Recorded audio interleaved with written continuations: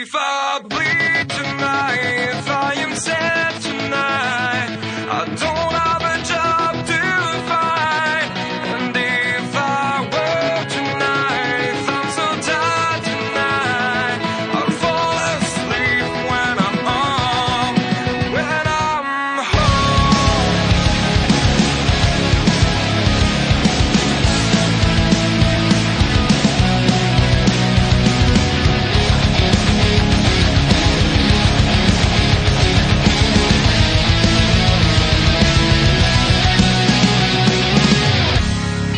Just so far from here, focused on my own way, with never looking back to those who lived in fear.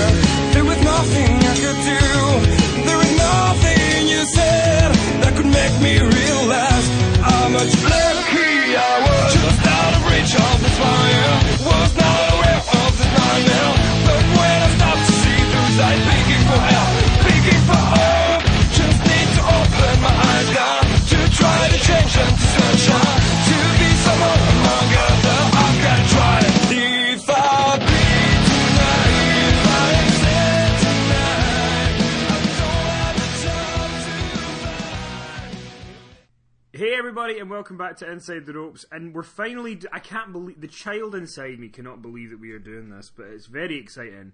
The PowerSlam Podcast has come to Inside the Ropes, which means that if it's got PowerSlam on the name, you know who's involved. It's the one and only Finn Martin. I grew up reading his stuff, and you know, I would never have known the intricacies of the Montreal Screwjob had he not written PowerSlam. And now every week we're going to bring you here on YouTube an exclusive podcast where we talk about some current wrestling, some past wrestling. But Finn, thanks so much for coming on board. Thanks very much for having me, Kenny. It's great to be back on the air. This is my first modern current scene podcast in about 4 months. So, yeah, it feels like I've been gone forever. So I'm very pleased to be back. Thanks for having me. Of course. And a lot of people, I think that there's going to be kind of two sets of listeners here. There's going to be the listeners who love the magazine and remember it very fondly, and there's going to be listeners who are quite young and maybe never got to get the magazine when it was out. So I think that it's going to be interesting for both sides of it, of people kind of getting to hear you talk and your experiences and your knowledge and what you think about the wrestling product now. Yeah, well, I'm looking forward to it as well. I mean, the thing is, you know, I did the magazine for 22 and a half years. It was Superstars of Wrestling for 30 months, and then it was PowerSlam for exactly 20 years. Closed the magazine in July 2014, 20 years to the month after the first issue of PowerSlam went out. But my way of looking at it is, hopefully I'm still relevant. If I'm not relevant, why am I here? If I can't bring something to this podcast, I shouldn't be on it. So I'm here.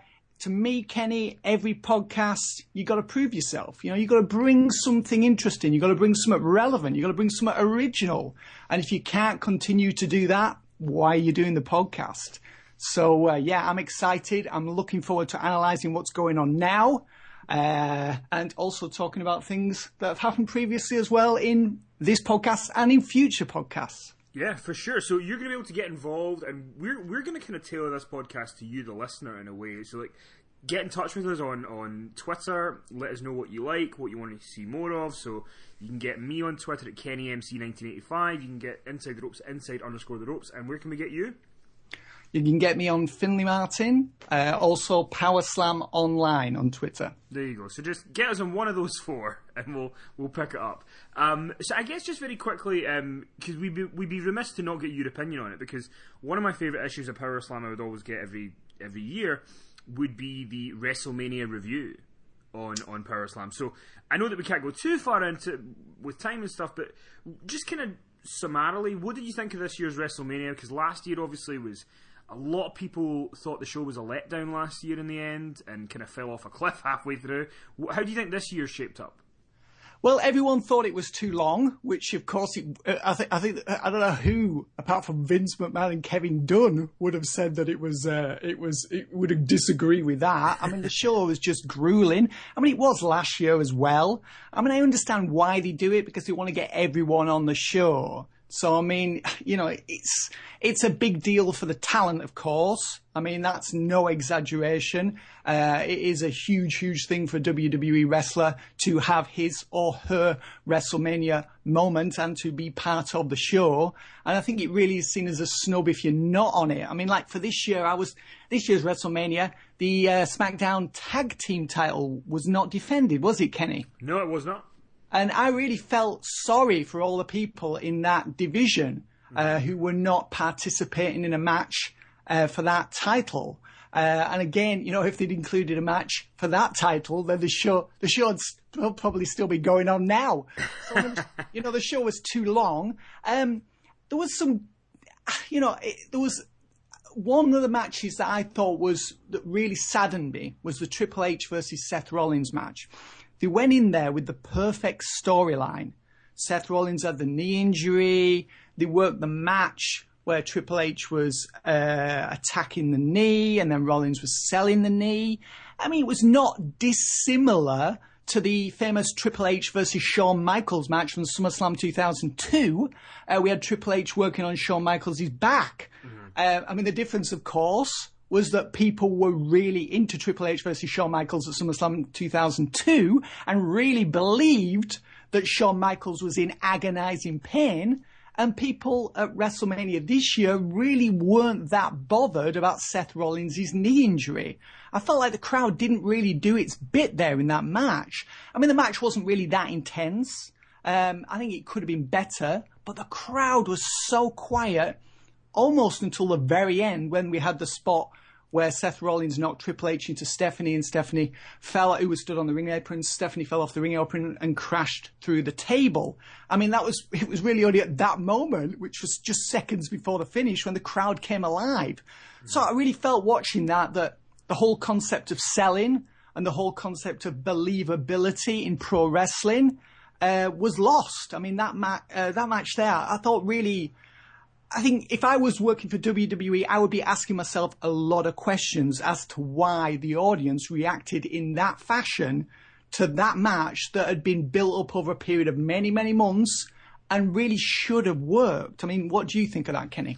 Yeah, no, so I was in the stadium live, and you're right. Like, for whatever reason, it just wasn't clicking, you know. And I think that if you maybe shaved the first 10 minutes off of it, it might have been a little bit more intense and more kind of, you know, high octane straight away. But something about it just wasn't working. And there was something that Dave Meltzer had said not too long after WrestleMania, and it was when he said it, I kind of thought, oh, you know, that's interesting about, kind of similar to what you're saying about, you know, on paper you've got the match, right? You've got the story, it's all set. But what he was saying is, you know, those two guys should have been able to adapt to the crowd and change on the fly to try and, you know, get the crowd more into it or whatever. And they seemed to just work the match that they had planned and not really, you know, deviate from that.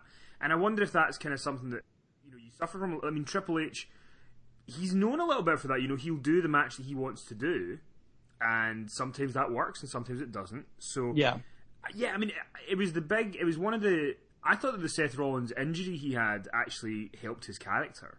It gave people more sympathy towards him that I don't think was there before. Yeah.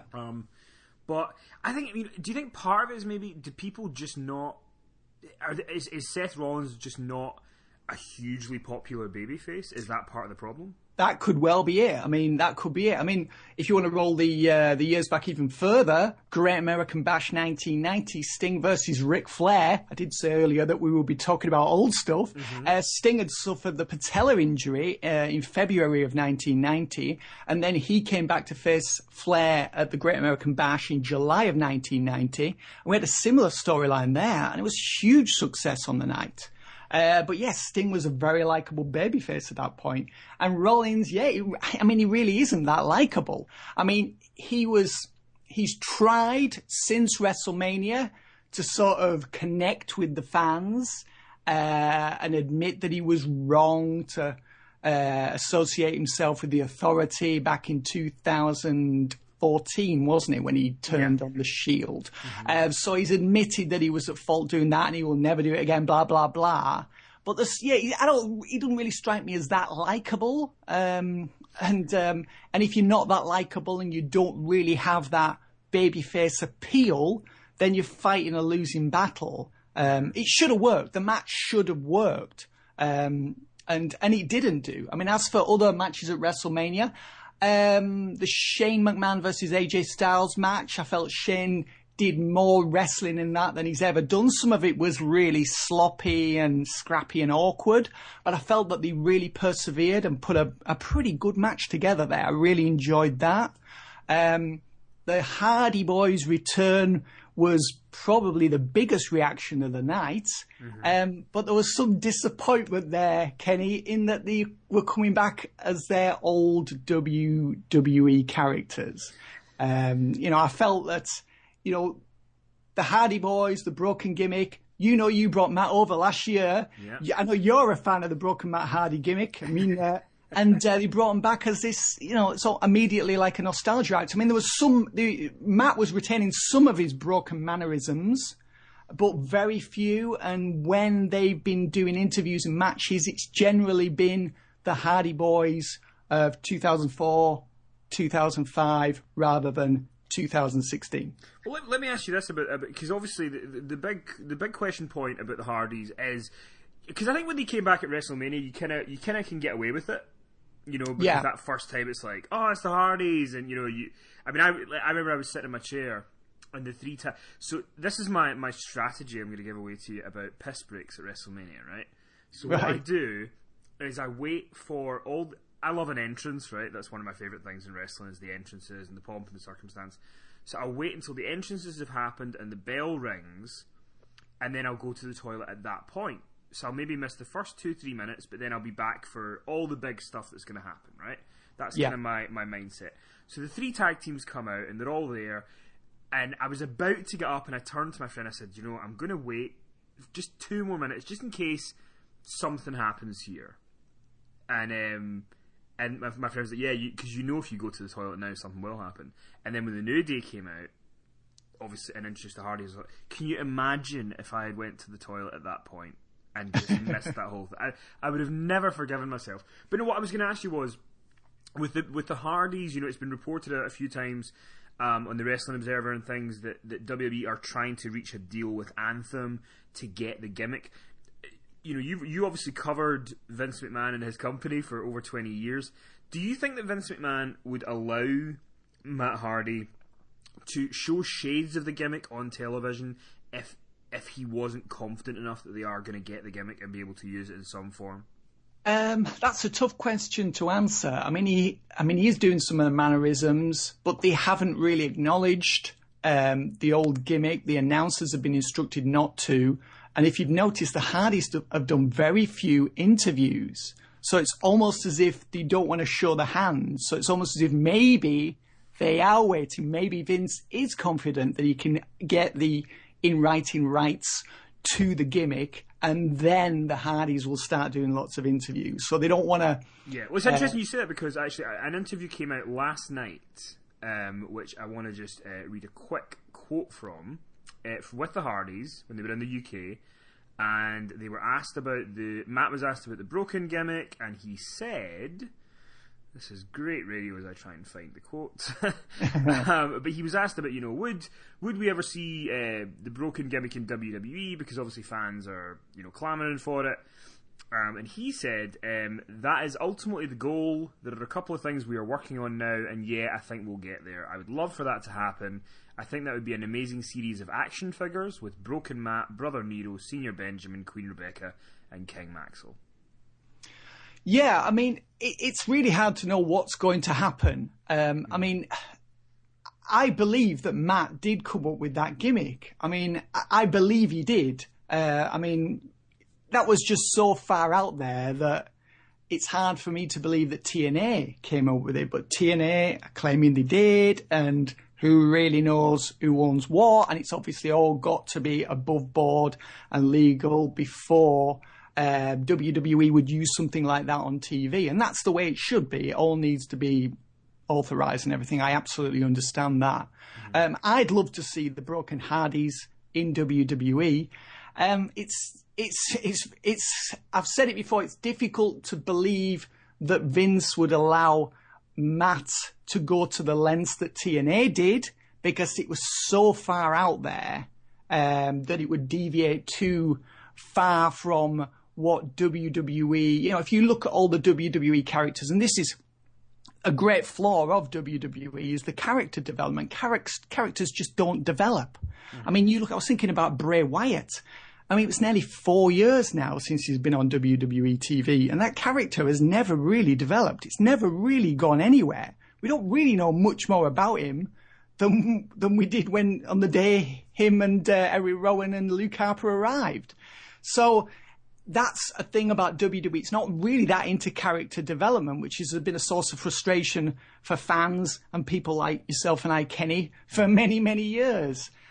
So would he say to Matt and Jeff, right, just go out there and just do what you want. Just show us what you've got, entertain the people like you did in TNA. I'm not convinced that Vince would allow Matt and Jeff to go to those lengths, to go to those areas of you know, outer space that Matt went to. Mm-hmm. So I think it would be a reined in version, even if they do get the rights to use that gimmick on WWE TV. I mean, I think the broken Hardys at half pelt would be more interesting than nostalgia Hardys, for sure. Sure, absolutely. Yeah, I mean, just off the back of that though, something that's interesting to me is, you know, we could do a whole podcast, and we probably will at some point, on Impact Wrestling and their you know, the baffling way that some things have happened for that company. But do you think that, like, the idea that TNA or Impact have sort of, you know, it's now gone public that they had tried to kind of not give the Hardys the gimmick, and, you know, the public perception is almost like TNA are not allowing the Hardys to use it. Yeah. When Impact are trying to rebrand, they're trying to get fans invested in them, don't they come across just a little bit like the bad guy here in this situation? Yeah, of course they do. I mean, it's always a tricky thing because WWE has done this many, many times over the years. So, I mean, it's kind of what happens in big-time wrestling. And sometimes companies, if they come across as nice guys, that can be misconstrued as a sign of weakness. And WWE, you know, has done what TNA is apparently doing so many times before. I mean, remember back in 2005 when the Dudley Boys came in and then they became Team 3D. Mm-hmm. And we had that ridiculous situation for years when Team 3D were in TNA, where they weren't allowed to say, "Get the tables." And it was that they had to lead the crowd in that chant because they weren't allowed to say it, because WWE owned that intellectual property, which it had purchased when it bought ECW and all its characters and trademarks and what have you in bankruptcy court earlier in the decade. Mm-hmm. So this is exactly, WWE has done this so many times. So you're right, TNA sort of comes across as the villains by depriving fans of this gimmick. Is the difference though that, because you're right, I mean, WWE have absolutely done this in the past. Is the difference though that, like, WWE almost, they're big enough and they've got enough stuff that people like that you know, people maybe don't see them as the bad guy as much, whereas with Impact they're kind of fighting a losing battle as it is, and then for this to be the one big thing that people are thinking about is, oh, you're the guys that aren't letting the Hardys do the gimmick that they came up. Now, I mean, I don't want to say too much, but, you know, I spent a fair amount of time with the Hardys in November, December, and all I can tell you is it absolutely was them that created that gimmick. And I'm convinced that's true as well. I'm convinced that's true. Yeah, there's just no way. And what's interesting is I spoke to Jeff Jarrett in an interview a couple of weeks ago, and you know, I brought up the Hardys to him, and all he would say to me is, Jeff Hardy's a good guy. That's all he said about that. So, you know, I guess that's his way of... But again, you know, it's kind of one of those things of, you know, and I actually tried to lead the interview in a positive direction. I was like, you know, so did you guys maybe not re-sign the Hardys because you wanted to go in a fresh direction? You know, that was an old regime. You want to go in a new regime. But there's just this thing about it, they do kind of come across like the bad guys, and that's maybe not somewhere they want to be, especially when they're trying to rebuild their fan base, I guess. I would agree. I mean, I'm not quite sure what they hope to gain from this, or maybe a larger payout. I'm not really sure. I mean, it would be nice if they came to an arrangement. I mean, WWE isn't going to pay over the odds, because then the word will get round of how much they've paid for this gimmick, and then that will set a precedent, and that then creates a situation in future where they're paying out for things that they don't necessarily want to be paying out for. So, I mean, who knows what's really going on here, and what figures people are talking about. I would like to see the Broken Hardyz, or a version of them, in WWE, because the Hardys is this sort of nostalgia act. I mean, I'm still enjoying seeing them back in WWE, because, I mean, they've been there, 6-7 weeks now, and they haven't been overexposed on TV. They haven't really done that much with them on television yet. I mean, they've still got it in the ring. Cesaro and Sheamus are an outstanding team for them to work with. I mean, a huge fan of the Cesaro and Sheamus team. The program's been really fun so far with them and the Hardys. Like, it's been good matches, good story. Hardys haven't suffered from 50-50 booking yet, so, you know, it's been decent. Absolutely. I mean, the Cesaro and Sheamus doing the heel turn after the match at Payback, that's given them a new purpose, and that's presented them in a different light. So that's also, of course, fueled the feud with the Hardys and given that a new lease of life. So I'm still enjoying the Hardys in their current role. But 3 months from now, I'm not sure if I'll be saying that, or maybe even 2 months from now, because at the end of the day, it is a nostalgia thing, and nostalgia only, I mean, it has a very limited shelf life, let's face it. Well, yeah, because, you know, we can look no further than the Dudleys, who came back last. But then, you know, the difference, I think, because a lot of people have mentioned the Dudleys, you know, and when they came back to WWE, and I worked a little bit with Bubba in WCPW, and I think as Bully Ray, he is absolutely... There's money potential there with him. I absolutely agree. I mean, I thought that was an amazing gimmick. He totally reinvented himself in 2011, I think it was. He started that gimmick and got himself into amazing shape and just reinvented himself. I thought he would have made an excellent opponent for John Cena in WWE. Yeah, and apparently there was plans to do the Bully Ray gimmick, and it just, for whatever reason, didn't happen. But I think that when you put... And I mean no offence to him, but when you put Devon in there, it's nostalgia. You know, that's what it is. And I think the difference with the Hardys, and what makes me think that we don't need to worry about them as much, is that the Hardys are absolutely a current act in wrestling fans' minds. And I think a lot of us are kind of enjoying the ride because we're hoping that it's going in the direction we all want it to, you know. Yeah. And what's interesting to me is kind of, you know, you were talking about Team 3D when they were in TNA and leading the chants, and I think it was 2 weeks ago on Raw where Matt Hardy was doing a promo. It was the Hardys on the top of the stage, and they said, I can't remember the exact verbiage, but it was something like, you know, there's only one thing for us to do with you, and then he just did the delete hand motion, and then everybody did the so it almost feels to me like it's being played up more than they would if they weren't going to use it. Yeah, maybe so. Yeah, well, maybe so. I mean, we're just gonna have to be patient on that one and see what happens. I mean, as you say, hopefully it will lead to a you know, the Hardys reverting to the act that they played so successfully in 2016 in TNA. But we shall see. We shall see. What's coming up this weekend is quite a busy weekend of wrestling, actually, for WWE. It's 5 nights on the trot. We're going to have the UK show, the NXT show, Backlash, Raw and SmackDown. I'm curious to get your take on this. The ascension, I've been very vocal about my displeasure of it, but the ascension of the Jinder Mahal character on SmackDown post WrestleMania season. He's going into the match with Randy Orton. How do you feel about this program? It seems to me to be a filler program. It's a stopgap program to give Randy Orton something to do. It did amuse me on this week's SmackDown when JBL on commentary brought up Leicester City winning the Premiership and saying that Jinder Mahal could do it as well. Oh, and right at the end of this week's SmackDown, when Jinder and the Singh brothers left Randy Orton laying, JBL's saying, well, you could have a new champion on Sunday. What I found odd about it was that Jinder had been in essentially a jobber to the stars role, before he suddenly won that number one contenders match on SmackDown, which I guess would be about 4 weeks ago now. Yep. And then the win also was like a fluke win.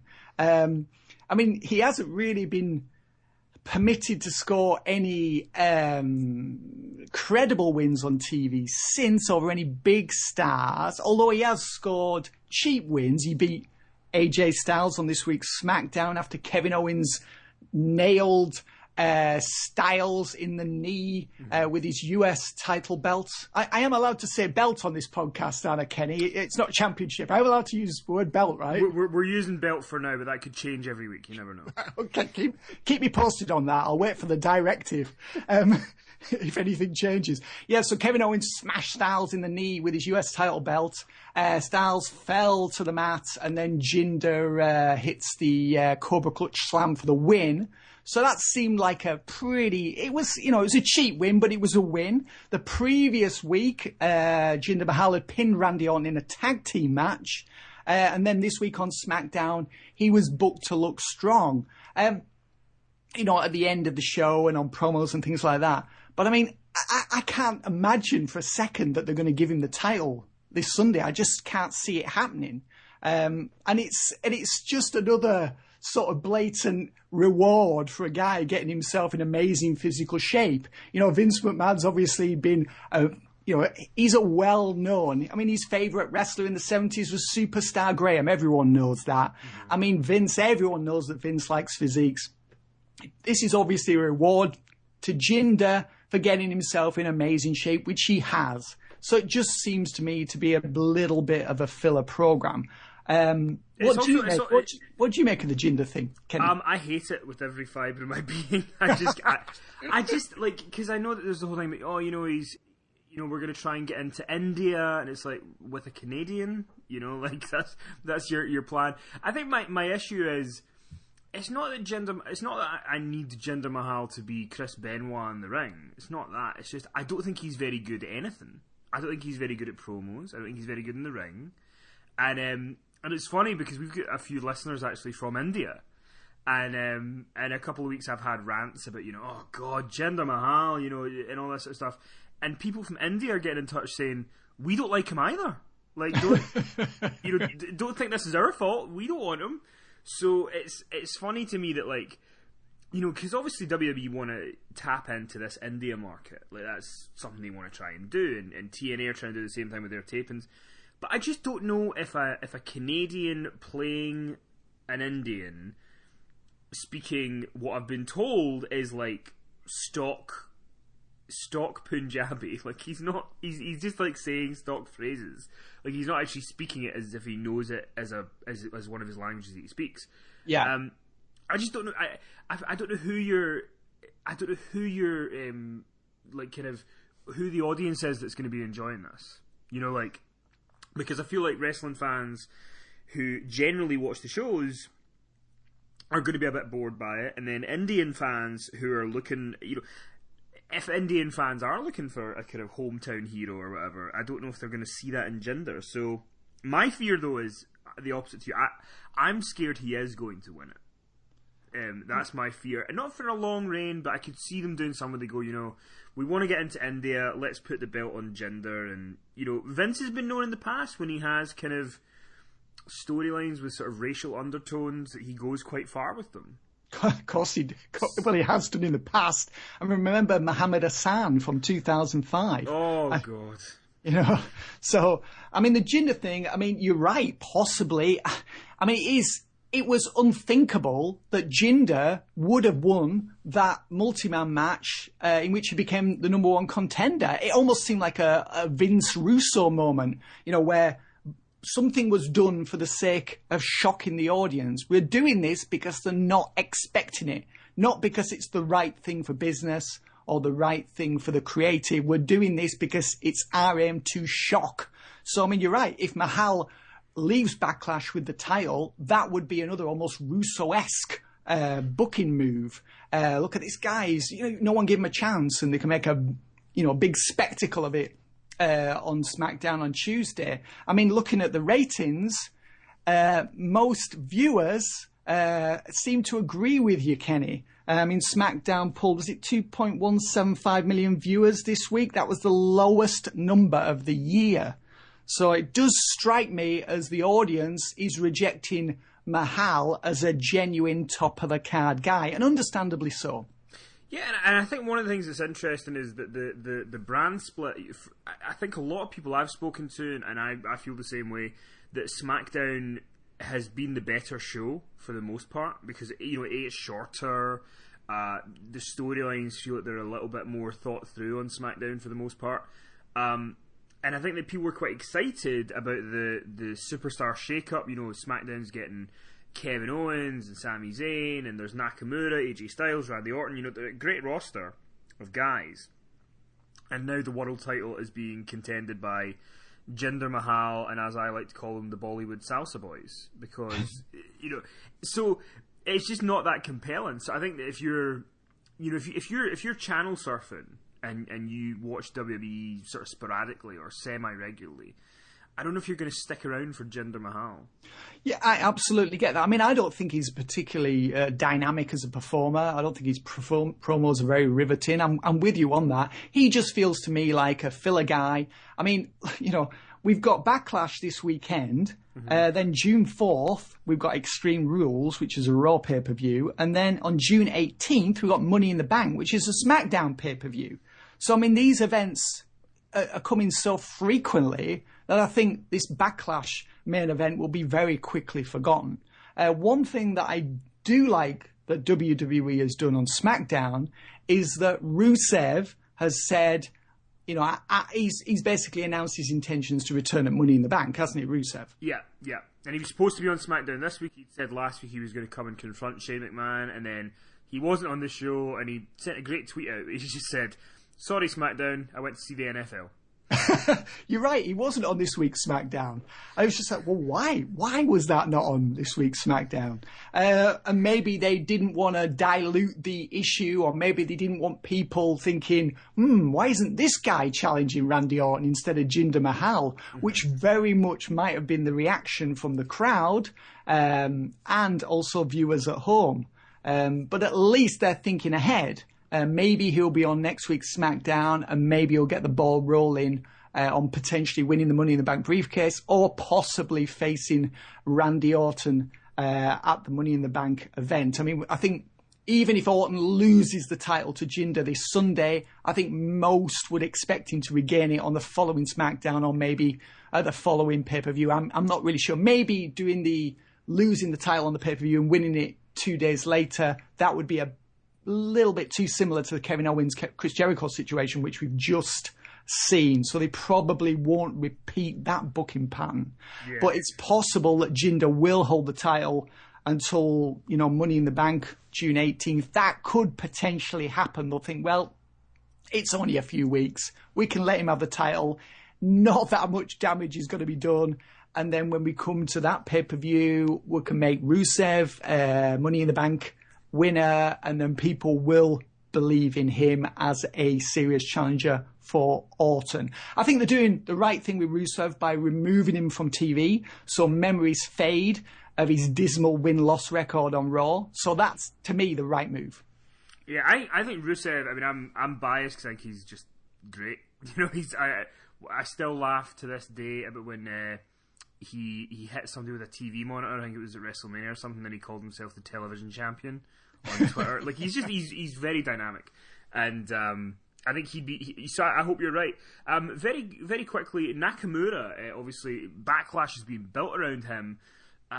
Where did he wasn't on this week's SmackDown either, was he? No, he wasn't, was he? No, he wasn't. They're really dragging out this debut for him. But he's going to debut on Sunday against Dolph Ziggler. I think we'd probably all bet our house mortgage that Nakamura will be victorious. Yes. But where do you see his run going in WWE? Say, just even going into maybe SummerSlam season, just kind of take us through your mind of where you would see Nakamura being positioned.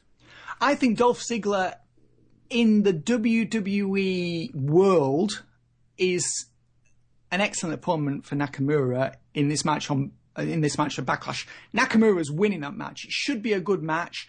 Dolph's the guy, obviously takes huge bumps, so he's going to make Nakamura's offense look devastating. I mean, sometimes actually Dolph's bumps, that's why I qualified it by saying in the WWE world, sometimes Dolph's selling and bumps aren't that realistic, but that's kind of a WWE way of doing things, which almost goes back to the comment I made earlier about Seth Rollins and Triple H, with that realism not being there, so the suspension of disbelief isn't there. But, that's something we'll talk about, I'm sure, in a future podcast. Nakamura, yes, he's obviously going to beat Ziggler.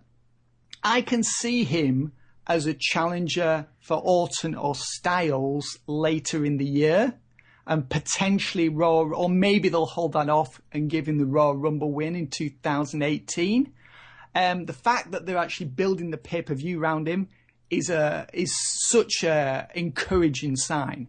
I mean, he doesn't have that. If you say they were bringing Tanahashi in, Tanahashi's got a terrific physique. Nakamura doesn't have that, but Vince is overlooking that. He's obviously been sold on Nakamura's potential. The main roster fans definitely like him. They're being very smart with his promos. He's only, obviously he's still learning English, but they're putting him in a position where he's not being asked to do more than he can do comfortably. So that's really smart as well. I mean, I like the presentation of him in that it's slow. I think Dolph and Nak will probably have the match of the night. Possibly Owens and Styles will have the match of the night, but it'd be one of the two best matches of the night this Sunday. I can see him doing very well. I'm very, very hopeful for him. I can see him in a big match at SummerSlam, and then we'll see where he goes from there. But I could see him holding the title, if not, maybe not by the end of the year, but certainly early next year. I mean, that's why a lot of people are not happy with what's going on in SmackDown at the moment. Obviously, I've just mentioned the ratings. Absolutely understandable. Jinder Mahal does not have that main event aura. He just doesn't have it. But they are setting things up. I think we're going to have Styles versus Randy Orton at some point. I'm hoping Orton's going to do the heel turn again prior to that feud. We've got Rusev, who will be, I believe, a title contender possibly in the autumn. And then somehow Nakamura will fit in as well, possibly late, maybe December, January. But they've got like three credible guys after Mahal who will be contenders for the main title. So I think they are getting things set up pretty well. And I would be remiss before we kind of wrap things up on our initial episode here to mention the subject that's hitting every wrestling fan in the world. Dive, which is the Rip Rogers tweet that he'd sent out about the the indie wrestling matches, where somebody had sent it to Rip Rogers, and it was the kind of the text where it was like every indie match is high spot, handshake at the end, hug and all that sort of stuff. And Randy Orton had retweeted it, kind of almost getting behind the fact that he doesn't like, the kind of flippy stuff that happens in indie wrestling and all that sort of thing. Bubba Ray got involved by showing a picture of him diving onto some guys in ROH. Orton then tweeted back to Bubba, there's a difference between young, hungry guys diving and an old, out-of-shape veteran falling. To which Bubba then replied, I've got nothing against you, big fan of yours. And then he put at the bottom, falling over House of Horrors. And then Randy Orton took to Twitter he'd clearly been having a drink. Essentially was what had been happening. Where he then sent out an apology where he said, "Sorry to the indie marks, indie guys and old timers who do dives that took offence. Just having a good time over a few drinks in Denmark, closing the SmackDown Live tour, while beating Raw and making over $5 million in the last 11 shows.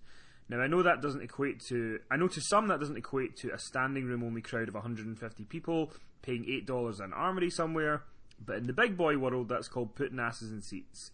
So enjoy your flips, dives, and 20 super kicks per match, to each their own. I will go dive back into my 13th title run and get ready to flip when my bank statement comes through this month. ... headlock. So,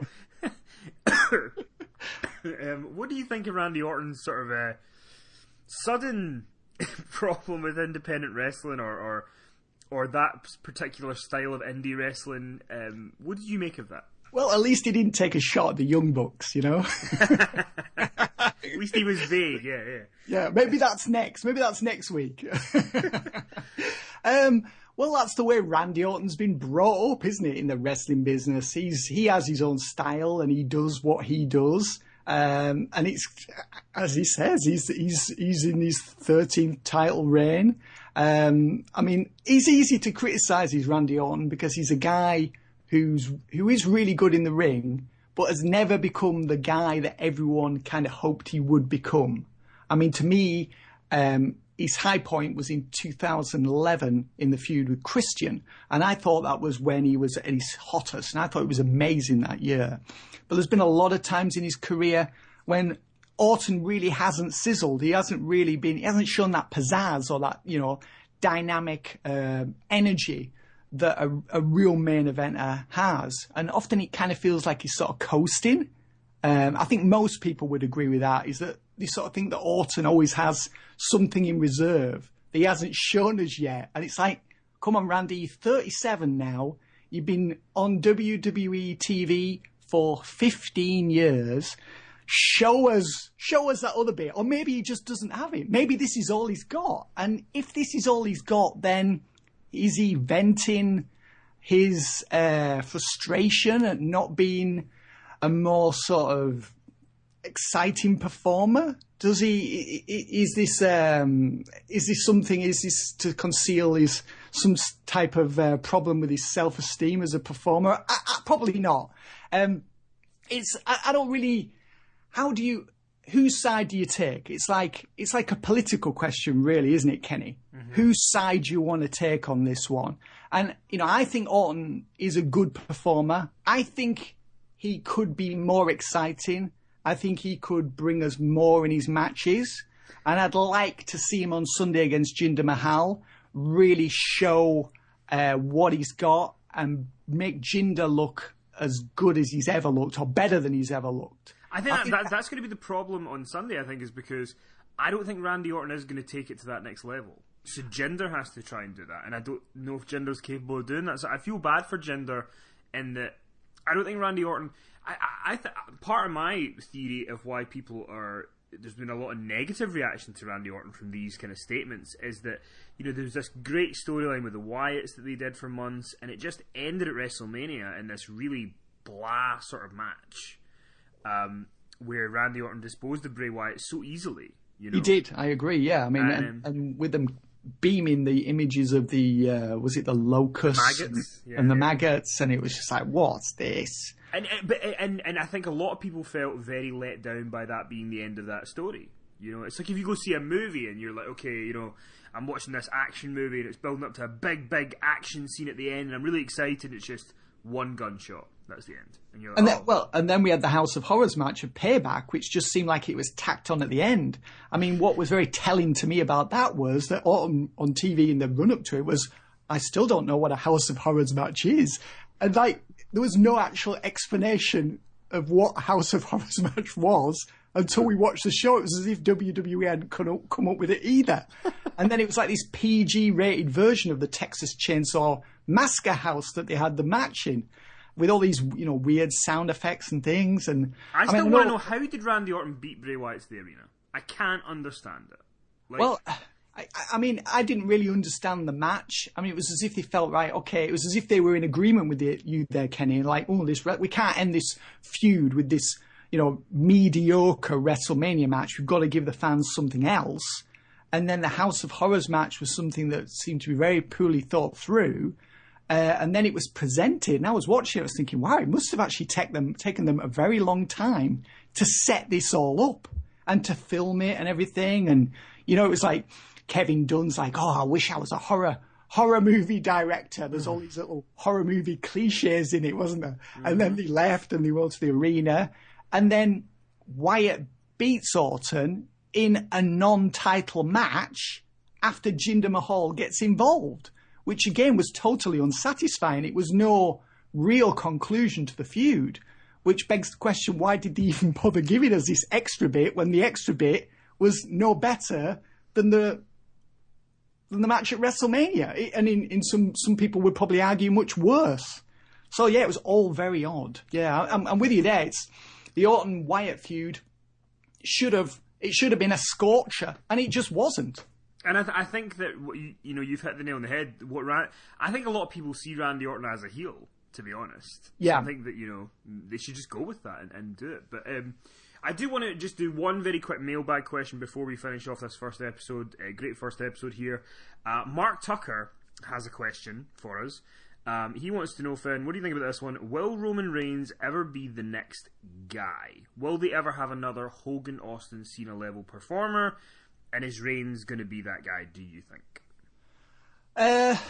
I mean, the persevering with him. And I was quite surprised when Braun Strowman defeated him at Payback. I mean, I was like, wow, Roman Reigns has just been the guy who's ended The Undertaker's career at WrestleMania. And by the way, to bring up WrestleMania from earlier, I was not really impressed with The Undertaker versus Roman Reigns match, and I'm glad that was The Undertaker's final match. I had to watch the finish twice because I thought I'd missed something.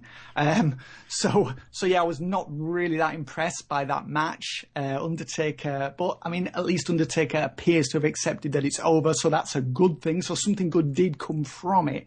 As far as Roman Reigns being the guy, Vince is still going. He's still going with Reigns. As far as Vince is concerned, Reigns is his man. We're now, what is it? We're coming up to 2.5 years into it now, aren't we? Since Reigns won the Royal Rumble 2015, didn't it? Yeah, 2015, and then people were up in arms about that. So we're nearly 2.5 years into the big Roman Reigns babyface push. So Vince is persevering with it. Obviously, he's got a lot of experience with this. John Cena was booed really from about summer 2005 right up until he left at WrestleMania. Probably not as vociferously as Reigns has been, particularly on the post-WrestleMania Raw this year. I mean, that was heat. Like, I probably have seen more heat than that, but that was like Jim Cornette in the ECW arena heat. I mean, that's something that you don't see very often, the level of hatred towards Roman Reigns on the post-WrestleMania Raw. I mean, it was something, again, I had to watch that a couple of times, like, wow, and then he said, this is my yard now. And it was as if, is this a heel turn? No, it wasn't a heel turn because he's still a babyface.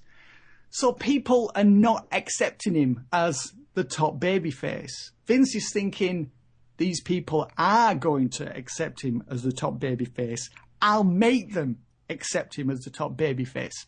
The Vince of 1997 or 1998 would have yielded to public demand probably in February of 2015 and done the heel turn and given people what they wanted. But the Vince of 2015, 16, 17, he's not interested in doing that. He's really stubborn. I'm going to make people like this guy.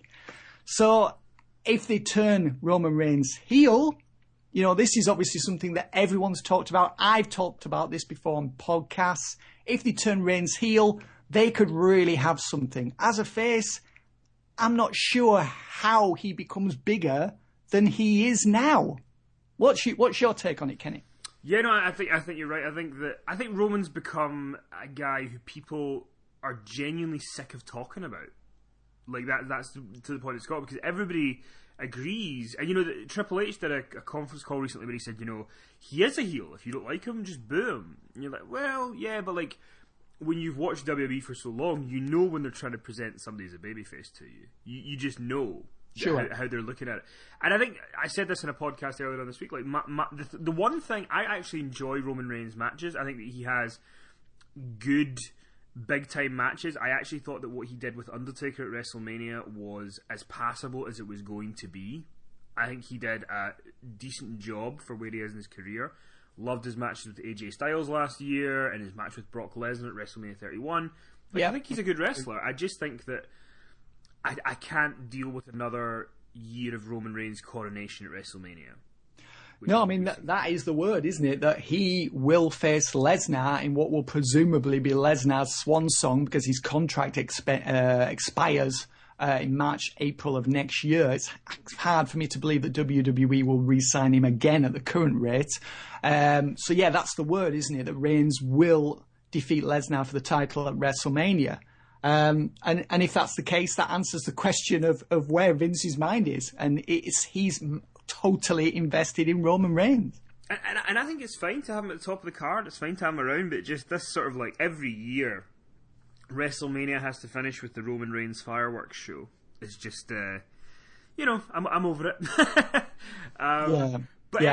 Absolutely. Yeah, I mean, I'm a fan of Reigns' ring work as well. I think he's good in the ring. I enjoyed his matches with AJ Styles last year as well. This time last year, I thought they were terrific.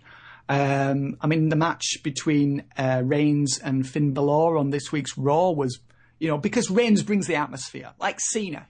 Cena brought the atmosphere because you've got that split crowd. So Reigns does bring the atmosphere. So that's something as well that Vince likes. And he's like, well, I don't care if they're booing him. It's like, I'll make these people cheer him eventually. And if not, well, at least there's an atmosphere for his matches. And his matches feel big time because the fans are usually into them. And the match with Finn on Raw this week, I enjoyed that. I thought that was the best match on this week's Raw. I actually enjoyed the Miz Dean Ambrose match as well. I thought that was well done until we had the non-finish. But at least the non-finish was booked for a purpose, which was to set up a match at Extreme Rules. So that's forgivable. That's what TV's for at the end of the day, to set the pay-per-views up. Yeah. As long as that's what you're doing, that's the name of the game. Get these pay-per-views watched and network subscriptions and all that sort of stuff. Well, Finn, I think we've done a good first run here. Good first job. I agree, yes. So, but let people know where they can find you once again on Twitter if they want to message you, send you a love letter, or any of that good stuff. Yeah, at Finley Martin or at PowerSlam Online. And yeah, please send questions in, and Kenny and I would love to answer them. Yep, and now next week we're going to be doing a pre-recorded one because Finn's away on holiday. You lucky man. Yes, I'm actually having a staycation this year. Staycation, that means not leaving the country. But everyone already knew that. So yeah, I'm looking forward to having a week off. So next week we're going to be kind of covering some topics in the past, but we'll be back on June the 2nd, where we'll talk about the fallout from Backlash and I guess the final predictions into Extreme Rules. So yes, there should be a lot to talk about that week. But thanks so much for listening, everyone, and we'll be back next week. If I sad tonight